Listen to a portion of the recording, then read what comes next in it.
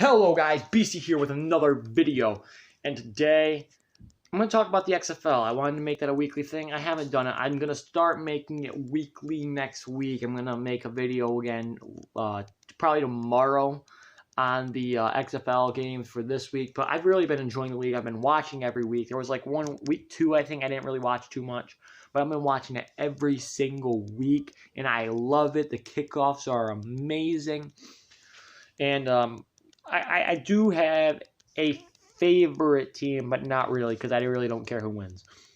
But the New York Guardians is a team I tend to root for. I'm from New York. I live in upstate New York. I don't live in the city. I live in upstate New York. And so I just find myself rooting for the New York team, the Guardians, really in New Jersey. But that's the team I root for. They have my favorite quarterback in the league, Luis Perez. I'm not saying he's the best quarterback. He's just my favorite one to root for. He's by far not the best. The best one's probably PJ Walker. There's the quarterback play, phenomenal. There's I think there's 5 good quarterbacks, 5 good ones, and then there's one that I'm not sure about yet, and then there's 2 I'm not sure about, and then the Vipers just have quarterback mess back there.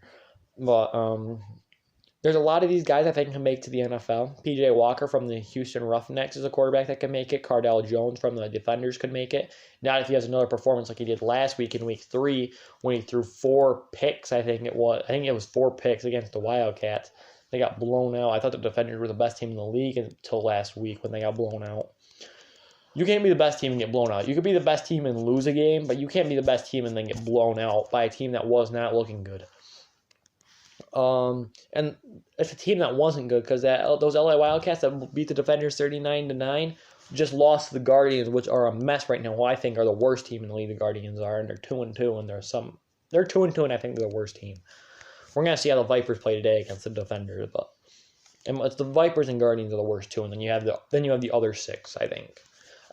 You probably have Dragons. Honestly, the Dragons, the Guardians, and the Vipers are no good. Those teams are all those teams are bad, and those are the teams I don't think the quarterbacks are able yet to go to the NFL.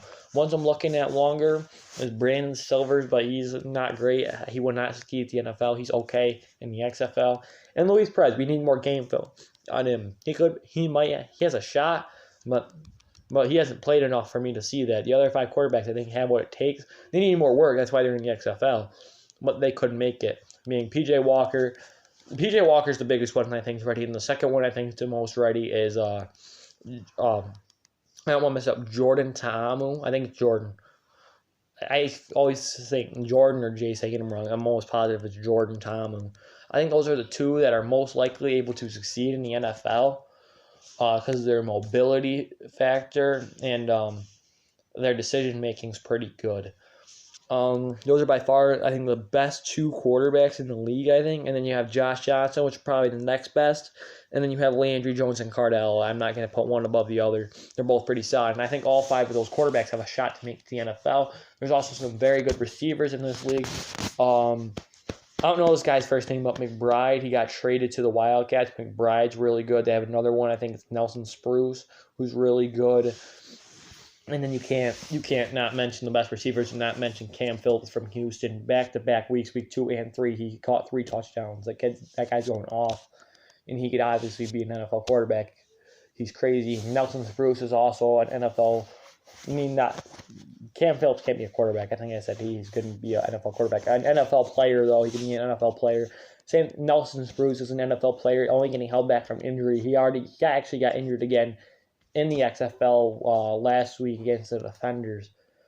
And these are NFL-ready players, and they just keep getting hurt, and they're ready to go. I think they might find themselves on NFL rosters next season. But I really love the league. I love a lot of the rules they implied. I think referees are a lot better. There's only been like 2 or 3 calls that have been like I said, the kickoffs are better. Not counting the XFL games yesterday, but in one of the games they said for the first 3 weeks, 92% of kickoffs were returned. That's a stat that you want to see. Teams go for it more on 4th down. You got the 1.2.3 points. I really badly want to see an overtime, see how much better those are, if they are better at all. they sound better than the overtimes we get now in the NFL. The XFL overtime honestly sounds better.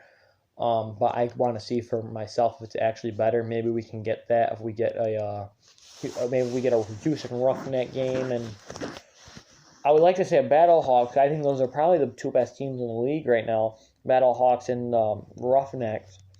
But they already played the season, and they're in different divisions, so they won't play again until a championship if they both make it there. They already played Houston Roughnecks one.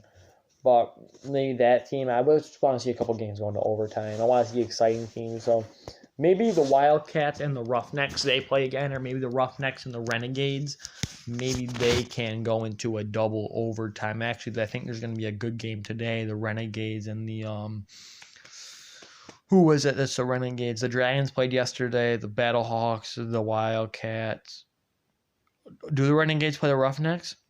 I think the Renegades are playing the Roughnecks, actually, and maybe that game might go into overtime. Two really good offenses going back to back. Depends if Landry Jones throws picks. That's his problem. That's Landry Jones' problem. He moves the ball wonderfully down the field, and then he turns the ball over, though, a lot. He gets a lot of yards. He gets a few touchdowns, and he throws a couple picks, though, along with it, and that's hurting the Renegades, even though they are 2-1 at this point.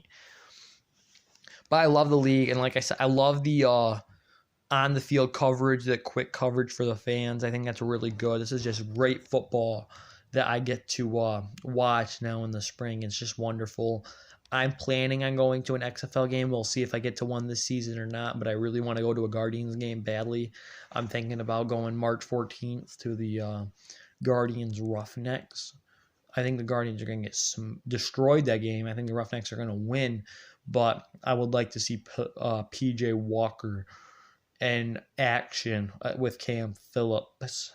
That game sounds more entertaining than the Battlehawks game that they're going to play at home, and the Battlehawks and the I think it's the Defenders they play.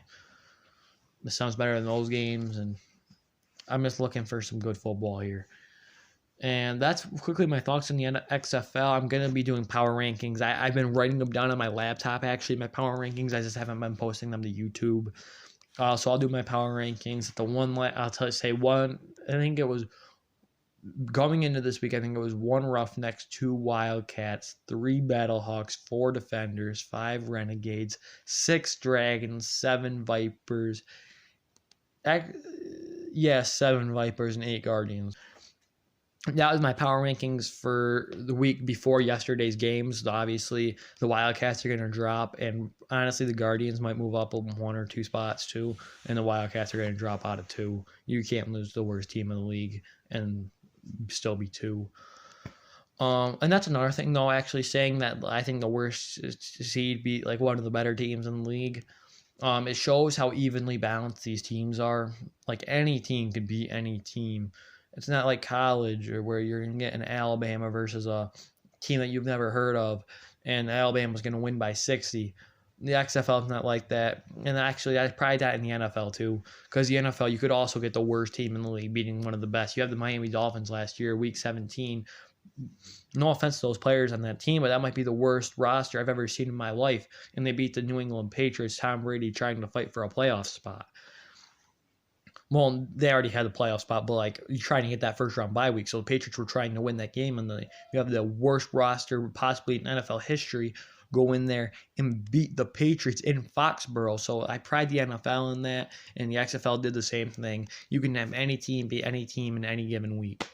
So like the Roughnecks can lose horribly to the Renegades this week, and the teams are balanced, but then the week after that, the Roughnecks could destroy the Renegades. It's like any given day, any team can win.